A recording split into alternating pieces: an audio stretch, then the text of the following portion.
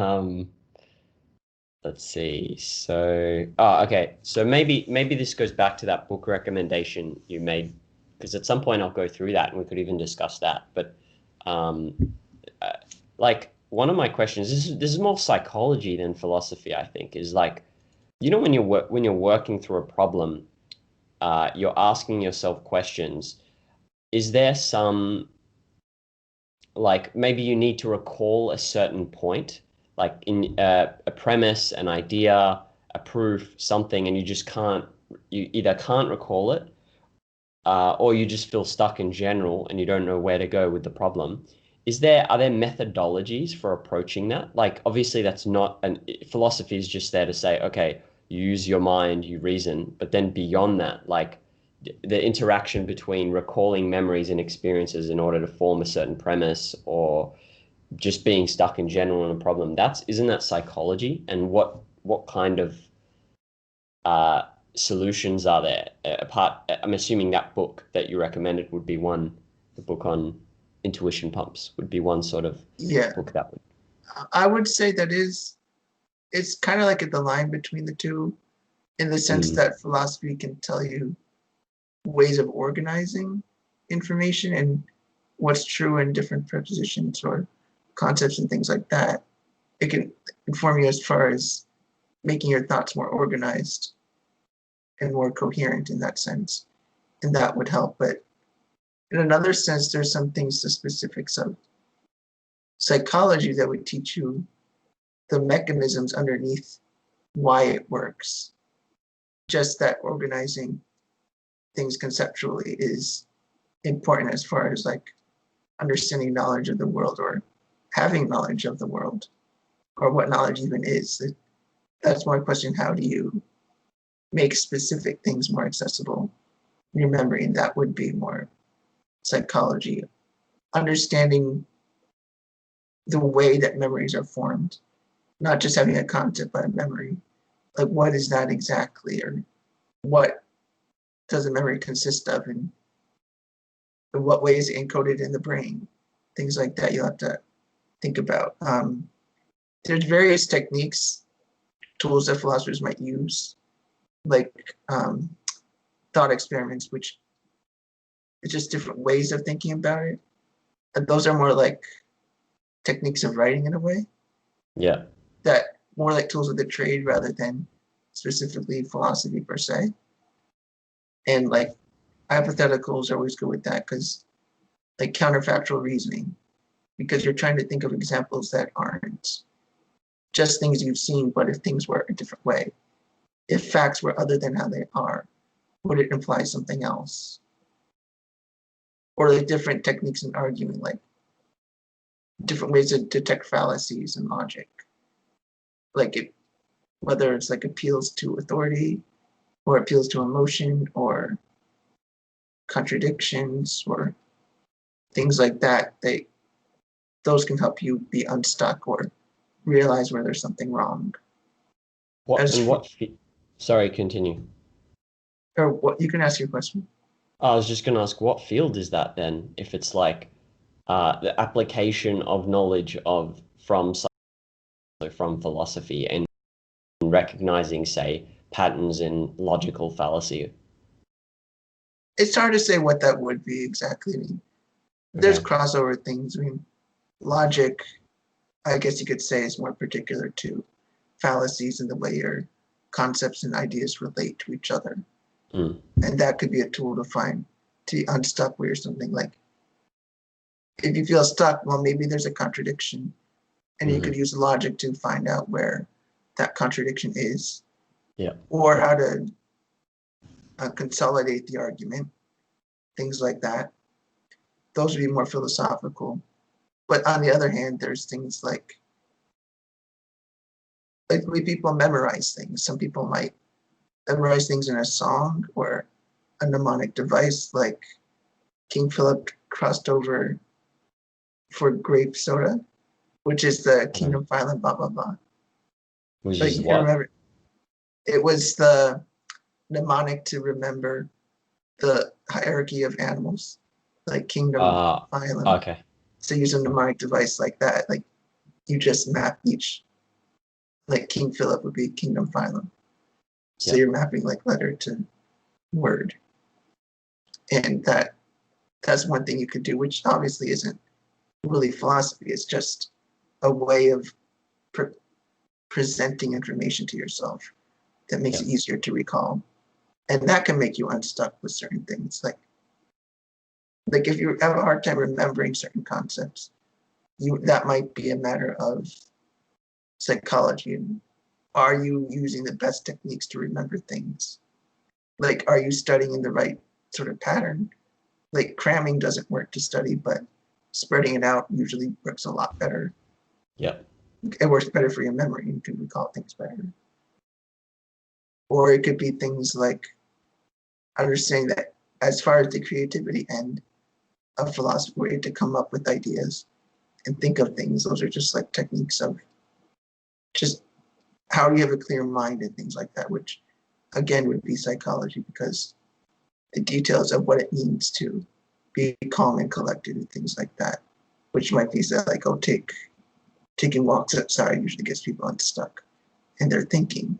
But clearly that's not philosophy. It's really just like a particular discovery of how to interact with the world rather than philosophy per se. Yep.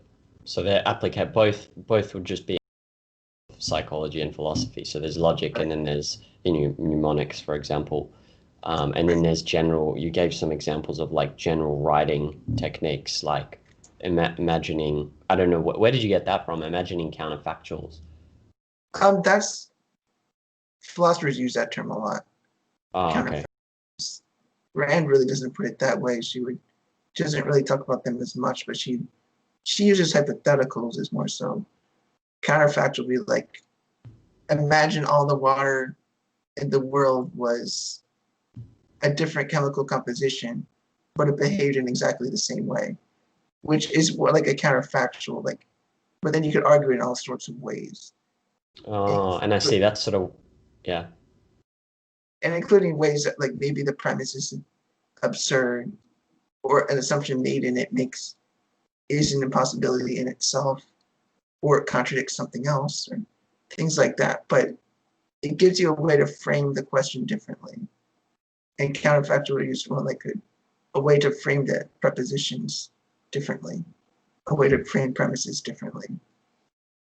Rand can you give likes me, yeah, counterfactual. Another might be an example like, well, if you were born in another country, would you be any different than you are? And why would you be any different? Is it only because your environment's different? Or if it's because your environment different, why would that change who you are? Or what aspects of yourself would that have to do with where you're born? Or is yeah, it intrinsic to yourself? Things like that. So okay. that's the way to think about it. Just to think about things as other than how they are. That's part of what Jorge does, right? Borges probably Jorge is his first name. But how do I say it? Borges, that's his last name. Borges. Okay. Jorge is his first name. Okay. Borges. Cool. But yeah, Um, all right. That I've got to go through that book, that Intuition Pumps, and then try. Have you managed to, when you went through it, have you automated some of the techniques? So like now when you approach things, you use, are there any of those things that stuck with you where you just like constantly using them? maybe I don't remember. I'll Yeah. have to Okay. go through it. It might be one of those things like at the time I remembered it, but now I use it but don't remember where I got it from. So I'd have Hmm. to take a look at that. Okay. Cool. I Well, can I'll go say through it soon as well. So. for Rand's techniques, she likes to use um, reductio ad absurdum, usually trying to reduce an argument to absurd conclusions, Hmm. or that the argument leads to absurd conclusions. That's another way to think about things. Like you don't necessarily need to only reason with what people say, but what logical conclusions would it naturally lead you to? Yeah. And would those conclusions say, well, that conclusion is absurd, therefore it's false? Yeah. That's the kind of thing she does. Um, she does use hypotheticals. Most philosophers do. But I mean, she's a writer after all, which is practically a whole hypothetical anyway. So, Yep.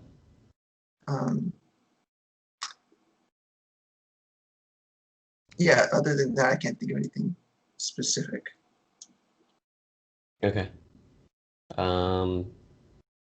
Yeah, I mean, the only other thing I was thinking of was like, there was a section in OPA where Leonard Peikoff wrote something like every question reduces to a what is. So like when you ask why, you're asking what is the process. When you're Yes. asking, what else was there? There was why. There was how. You're asking when you're asking how. I think it's like what is the cause. And so I was wondering on that same sort of theme, like when I was curious if there's someone who's put thought into like, let's say you're trying to integrate some new idea or trying to grasp something, if there are fundamental questions you could ask that would across the board help in the process of grasping. This is probably again the application of both psychology and philosophy, but that's Um, can you rephrase that differently? Yeah, so let's say I'm trying to grasp some idea. Like, okay, I'm reading something written by David. And Yeah. he's written a couple of concepts, and I'm like, oh, I don't Yeah. really get that. Like, are there fundamental questions, basic questions you could train yourself to ask that would help you in grasping that? Like that would try and get if we're using your metaphor of the concept being a balloon, you're trying to find the boundaries. Are they similar to like how Peikoff says that all questions reduce to what is? Maybe when you're trying to grasp similarities and differences, all the possible questions you can ask reduce to a few basic questions. Yeah. I see the difficulty in that. Like how, like you're thinking of how to sort through everything to be able to focus on what's important, Yeah, something like exactly. that. Well, first off, you kind of need to know what it is you don't understand first, or what it is you're asking yourself, I think. Right? You're asking about, say, concepts and organizing them. So you might not need to know certain details. You might not care so much yet about the precise distinction between how to make each and every little distinction on your hierarchy, but you can just take in the general idea that is just being able to sort through what's important. That's the difficult thing, of course. I would say really just focus on the key terms that you're trying to understand. Like he's talking about, say, The whole thread is about, it's not about frequency though. yeah, It's about uh, I guess I would take your description, which is trying to identify the term that or the word or the term that does the most work. yeah, that is kind of what I'm getting at. Um, it's hard because, well, I can relate to that in the sense that if I'm doing research for psychology and I'm looking at old studies and whatnot, there's a lot of information there, information I don't need, Right. that other researchers might. It's good that they're thorough, but they're not writing for me necessarily. They're Mm, writing for their specific narrow interest and very narrow focus, yeah. which if I'm studying memory, but somebody else is writing about like how the brain distinguishes boundaries between objects, like there could be a connection, but they're not necessarily going to be writing for me in mind. So I have to pick apart what I even care about. Like I don't care about what the eye cells would do, really, and I don't really care that much about like, oh, how does the mind deal with edges between objects, but I only care about how the mind remembers it. So I think Hmm. there's a lot to throw out, Yeah. a lot to throw away. And it's a matter of just accepting that you can't know everything at once. And I don't need to know everything at once. It might be interesting to read all that, but I don't need it immediately. It's kind of allowing yourself to skip over some things. Like you might not, like David in his post is talking about specifics of why he might say a hexagon and pentagon aren't really distinct concepts so much, more like distinct linguistic terms. And you might not need all that. It might be interesting when you glance over it, but when you're reading it, you can kind of understand, like, I don't really need that right now. Like, I could come back to it and it'll explain more, but what you're trying to understand is, well, like, what does it mean to prove something? That's one thing you wanted to know for sure.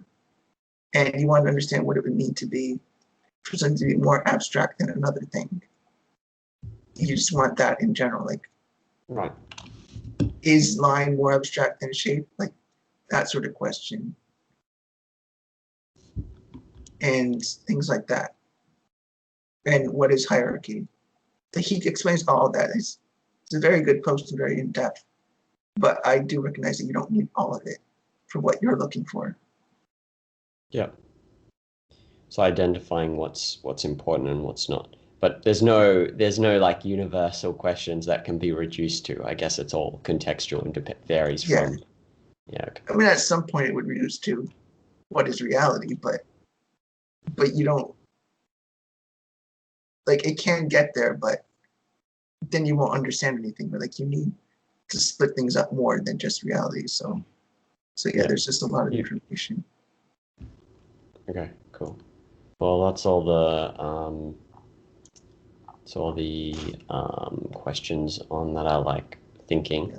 So I've got two that are more psychology based. I was just curious. This is again not really on the topic of philosophy, but I was curious if you had like thoughts of connections. 1 second. Yeah, that's fine. Yeah, no worries.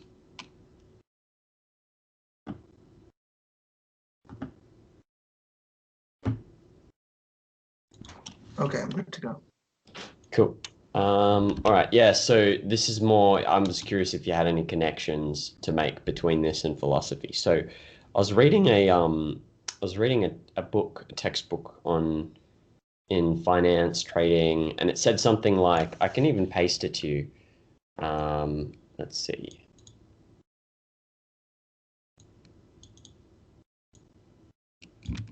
I'm just, so basically it's saying that no one likes to admit they're wrong and that it's human nature. So it's like the only connection I could make to philosophy is that some people rationalize, meaning they explain an emotion, but that's not human nature. That's just that they're capable of doing that. And that I guess it's more of a statistical observation. Like a lot of people they won't admit they're wrong, but that doesn't mean it's human nature. That's the only connection I can make to philosophy. I was just trying to integrate that observation that this person made about the field with Well, what I. it could be something like everyone's biased, and that can be connected to philosophy in the way that, can anyone be objective? Can anyone Right. think objectively? Do methods of rationality matter? If you ultimately just going to rationalize everything you do, even when you're wrong, does it matter anymore? I mean, you would throw out everything about objectivism out the window. It's like if you can't be rational, no matter how much you want to, it's useless. Even if you just say reason wouldn't be a guide usually. You'd have to find some other answer, or even say there is no answer. Things like that it would bring you to other questions. And of course, that doesn't mean not liking the results doesn't mean it's false, but philosophically speaking, that's what it would be claiming.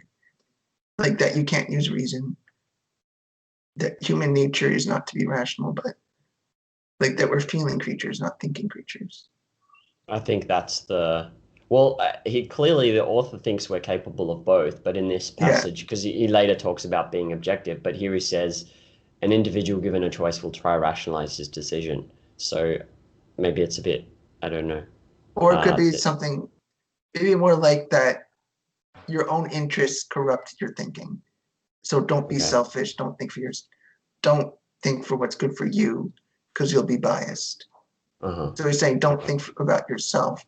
Think about, like, detach yourself from your decisions, would be probably what he would need to say if he wants to be consistent with what he's saying without denying reason entirely. He could say maybe you could reason about math because you're not seeking your own interest, you're seeking the interests of math as a field.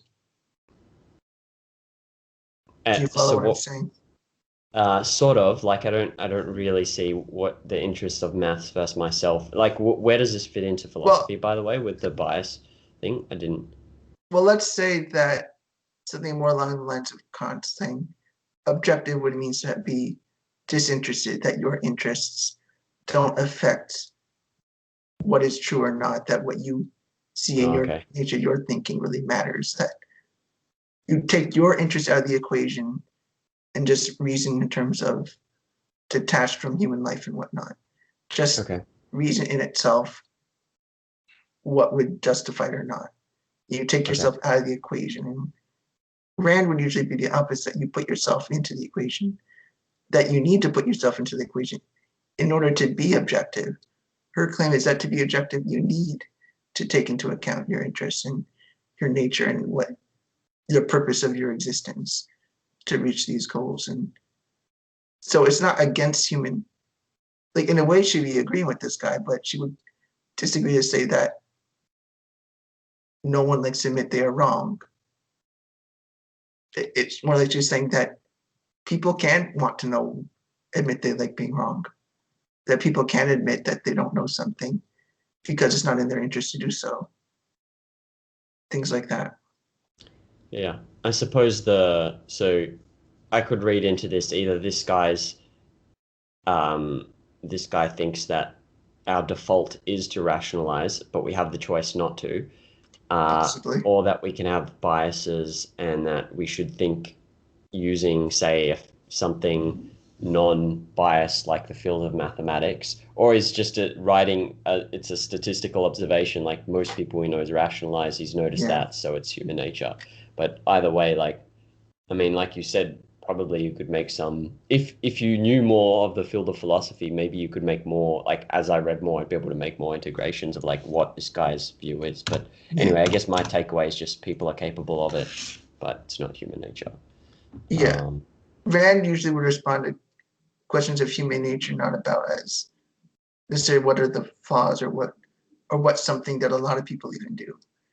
It's like what's by our nature, what defines our nature, not just things we might do with some statistical frequency, like yeah, bias, but essentially what is absolutely distinguishing about us from all other animals.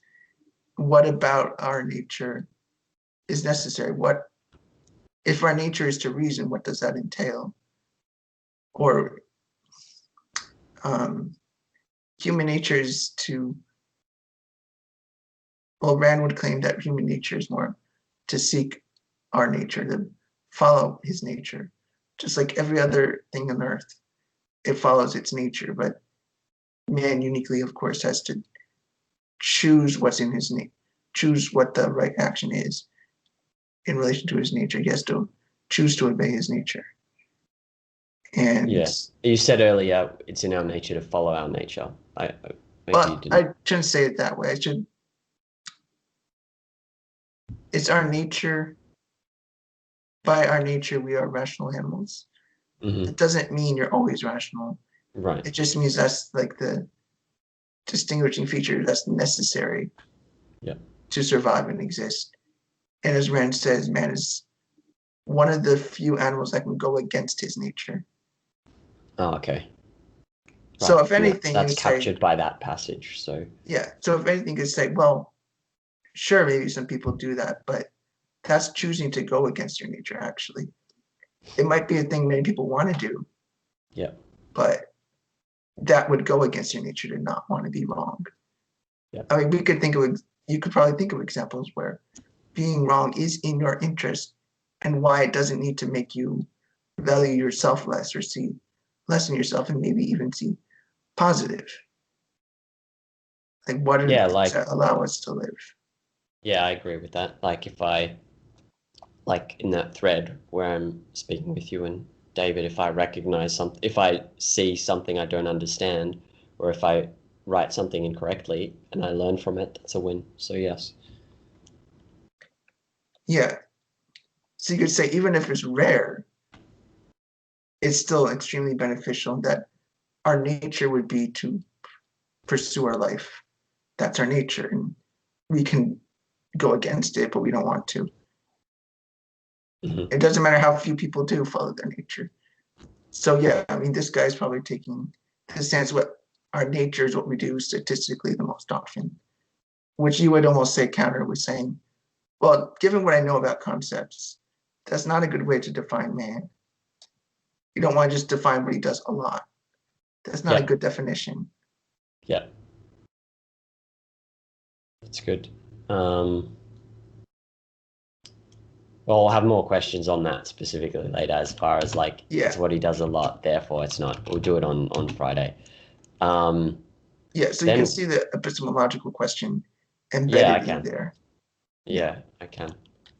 Um, and then the other thing I was thinking about, which I'm asking you again, more as this is because you're studying psychology, but what, like, do you have any thoughts on gut feel? Like people are very big about intuition and there is something there, like clearly that for whatever reason, their brain is just like, I'll give you an example. So in the field of like trading, there are people who just seem to come in and they'll just sit and just suddenly observe things and figure it all out. And their intuition is just, I can only think that it's intuition. There's no like clear, if you speak to them, you're like, this person isn't thinking that much.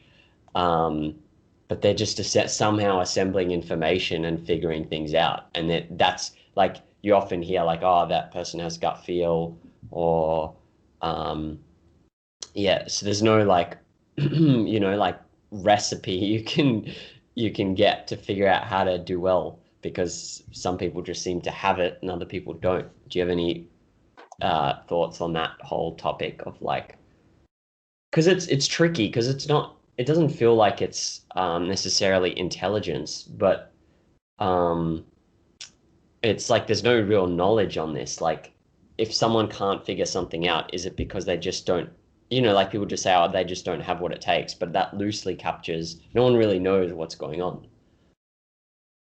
Yeah, I think it's a matter of using that knowledge so often that it just almost happens instantaneously sometimes.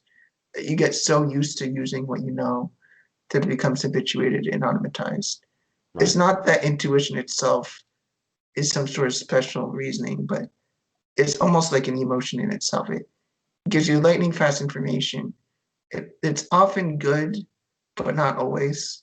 Yeah. So you should want to have checks against it, but not like you're sitting down recalculating everything over and over. At some point, you just say like I have expertise in this. I'm used to it. I've saw the relevant information. I was aware of where I could make mistakes and my intuition says this is the answer. I'll go with that. But usually you could probably come up with some rules, quick rules for yourself to double check your intuition because you don't want to rely on intuition. It's not in the same way that Rand talks about like emotions like a automatic or a subconscious integration of information that you might not be really aware of entirely. And their purpose could be to tell you information right away. Your feeling can be tell you a lot. It doesn't Hmm. mean it tells you everything. Yeah. It tells you good information, and intuition might be a kind of emotion because you need to build it up, and you're eventually it's integrated subconsciously, and it just kind of happens automatically because you've used it so often that your brain just throws out. Reason is more like you take a step back and think about it.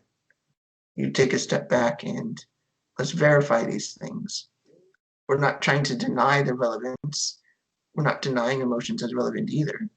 We'll just say we'll take a step back. Don't use only that. Like if you have time, maybe do both. Do it all. Of course, if you're in a dangerous situation, you're not going to have time to really think about it through. Yeah. Or if you're just trying to go quickly, if you're trading, you don't always have time to Yeah. think of it, think it out. So you just make the decision and go for it Yeah. because you got as much information as you could, you thought about it as quickly as you could, and you just went with it. That'd Yeah. be more like what you want to do. Which I think that was related to another book I suggested, Thinking Fast and Slow. Or I don't Yeah. know. I've got that on there. Yeah. Oh, yeah, that I talks do about have that. I that. bookmarked that. Yeah. Yeah, that's more about like, well, thinking quickly and fast. Well, that's one way of thinking, but that's what it means by thinking fast and slow. One would be like that more intuition, instantaneous feeling, and slow being meticulous use of reason, like going through each of your premises, things like that. And they're both relevant to your thinking.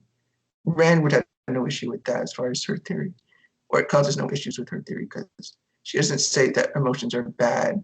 Emotions tell you false information, just that you can't rely on them.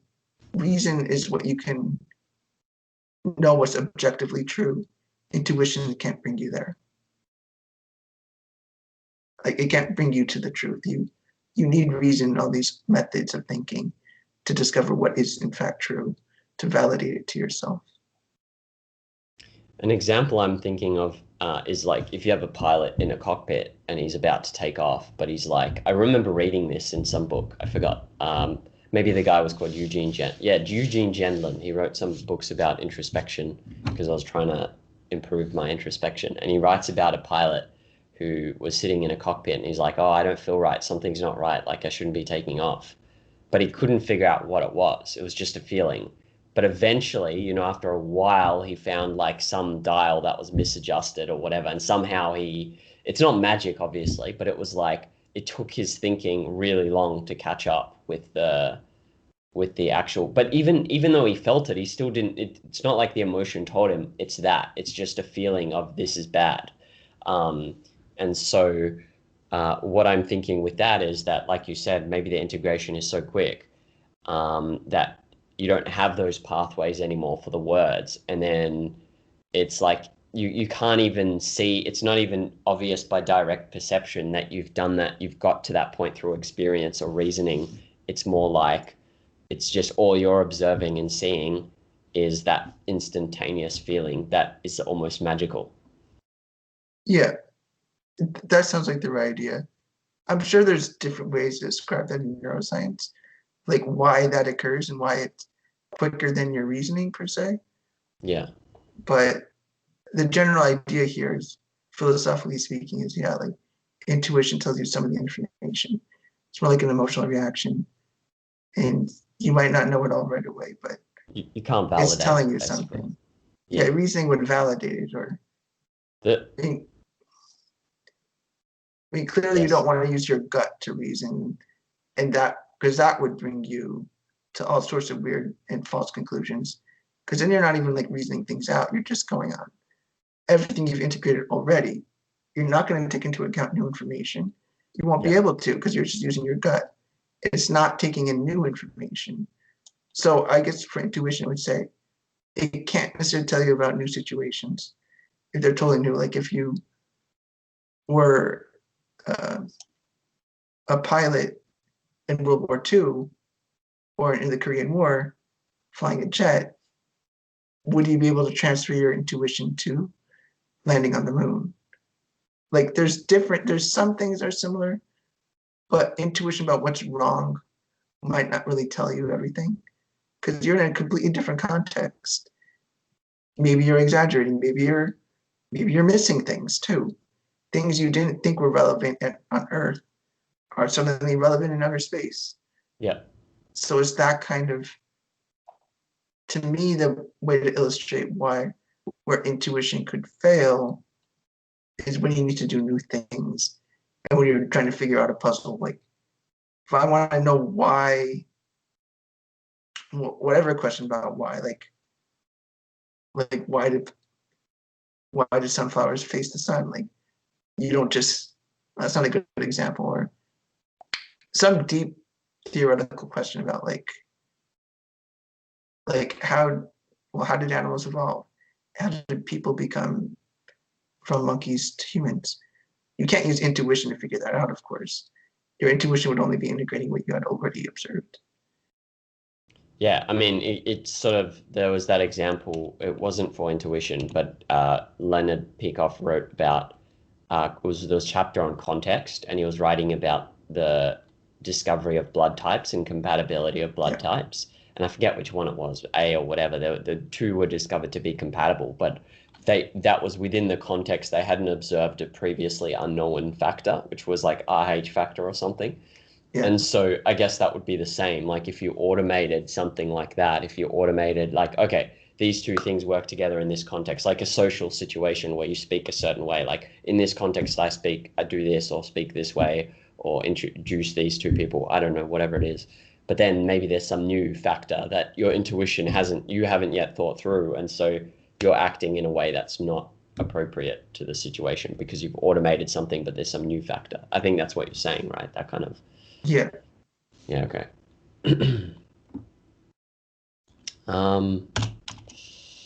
What are your thoughts on naming things? Like, what's up with, like in Harry Potter, he who shall not be named. Like obviously we name concepts to help retain them and fold them into memory. But what's the I like that, by the way, it sounds cool. What's the, like, what else apart from, like when we name things, what is it that's so powerful? This is again a more psychology question than what's so powerful about them. Like why in Harry Potter is there such a big deal made about he who shall not be named? It seems to be a thing and in general. Do you have any thoughts on that? Well, I can explain what I think it would do to avoid naming things that you think should be named. Like you're almost evading the truth of things. You're seeing something, but don't want to identify it. You could name it, but you choose not to. You could think about it, but you choose not to. It's just like, oh, he's so evil, I can't even think of him.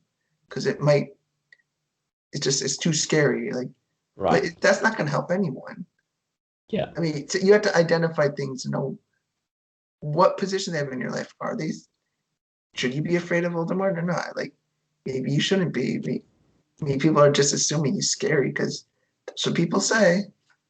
But we have reason to believe so within the Harry Potter universe. So it is that process of like part of what is it called, repression or whatever, would be not naming something, pushing it away. So in naming it, you're basically saying, okay, I'm now thinking about it. That's what you're saying, yeah? And you can think about it. You have something to think about.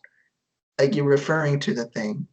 You can think about what you can do with it, to it, or what ideas you can get from it, or fight it, or bring it into your life, or things like that. But you can't identify something's value in your life without thinking about it. Value isn't something you just see it and you know it or you don't think about it. And it seems to be that's more what that is in that context. Like, what's the function for your life? Well, it's just simple things like should you, well, there's a politician, you have to name them by name. Like you wouldn't, if you're in a communist Russia, you don't want to say like, oh, that bad guy with the big mustache we can't speak his name. You just say Stalin. Like it helps you recognize, identify, and be honest with what's in front of you. And then you can deal with it. Dancing around it makes it harder to think about. Yeah. Do you think there's a relationship with that to standing orders as well? I think I've heard that term used from like objectivists, standing orders, like it's like a command you give your subconscious. But then, like I don't know if you've read or heard of Napoleon Hill. He's like this self-help author. He wrote about that in like 1900, like the auto something, auto suggestion. It's like it seems to be a recurring thing, not even in just pre-psychology, like making suggestions to your subconscious, standing orders, if you want to call them that, naming things. Like, what do you have any thoughts on, like supporting thoughts on that sort of process for like train my brain to look for concepts or to look for like explicit identifications of existence if I want to try like be more concrete in philosophy, for example. And then when I'm walking in the street, remember to, and like that would be part of a standing order or auto suggestion. Well, I never heard the idea of auto-suggestion sounds familiar, but I don't know too much to comment on it exactly. Okay. But I can say naming things is a matter of like highlighting what's in your life that you think about. It gives you a means to refer to something. Otherwise, it's like a vague fog. Like it's not really there. You don't really grab a hold of it in your mind. If you're naming something, you're trying to grab onto it, metaphorically speaking. You Yep. want to hold it in your head. You're folding it. Yes. You hold it in place and just think about it so you can like rotate it in your head, metaphorically, like look all You're around it. folding the polygons. Yeah. And just looking all around at it. That's really what you're doing. Like Yeah. reason gives you the way to analyze that. And the only way your reason can do anything is you've identified something. You're Yeah. referring to something. And once you name it, it becomes even easier. You're not just trying to say, oh, this idea that seems all these different things seem related. Then eventually it's like, oh yeah, that's I don't know, just say that's philosophy. Like once you realize like what you can form the concept of it, like once you really put it together, then it becomes so much easier. I would put it in contrast with research in social psychology usually shows that when people go through really difficult situations, whether they're a soldier in the Holocaust or they're in Vietnam and they've been told to use a flamethrower in a whole village, what are they going to tell themselves? Sometimes they avoid naming what happened. They don't talk about what happened. They try not to think about it. And one way to not think about it and not have it in your mind, not having your mind grab onto it when you don't want to, is just don't think about it. Don't say who gave you the order, even don't even identify anything. Just like ignore it. Just go on. And if somebody wants to name it, you don't name it. Like soldiers have from Vietnam have said that it's very traumatic for them, but they didn't want to say no. They just kind of like I just need to make it through this, and they just tell themselves that I'm not going to think about it. They won't identify anything. It's just you just go through it and let it happen. Yeah. Which clearly, if you're doing that, there's no way you could act against that injustice. You can't fight back. You're just letting it happen just to get yourself out of it. And clearly, it's going to impact how you think about things. It certainly works to avoid thinking, but it brings so much damage. Like, is it bad for your life to ignore such injustices? Or how would anybody deal with that if you were a soldier in Vietnam and told to torture a village with a flamethrower? Would you say no? Would you risk being court-martialed? Things like that. And it gets really deep. Um, but yeah, I mean that's what identifying can do. If you identify and name what you've done, or name what other people want you to do, Can you be can fight painful. back. And it Maybe can be you might, painful. Yeah. yes, but you might be able to fight back if you identify it. If you ignore it, well, nothing's going to happen. You just go through it. Yeah. And I that's more suppose you like can reason with it, right? Like you've yeah. identified it, you've given it, okay, cool. And I think even in PTSD, when treatment for that usually involves identifying it, but slowly, so you don't overwhelm yourself in the memories and the trauma. But part of recovery from PTSD is acknowledging what happened and eventually being able to talk about it without breaking down. So Mm. identifying is part of the process. Oh, wow. Okay, cool. Yeah, so naming is identifying. And then naming is a kind of identification in a way. And it's like if you don't name, it's a sign of repression. Or maybe not even repression, just that things might not end well. is not going to be in your self-interest. It won't be the best thing to do. It might be true. It's a way to deal with trauma. It'll work to an extent, but also to another extent, it won't. You'll still have nightmares. That's what people with PTSD have. They may have been able to ignore it at the time, but it just, well, that's just the nature of PTSD. Like, you can't just make it go away, and you do have to deal with it, but identifying helps recover because you're recognizing what's occurring. Yeah. I'm gonna stop the recording.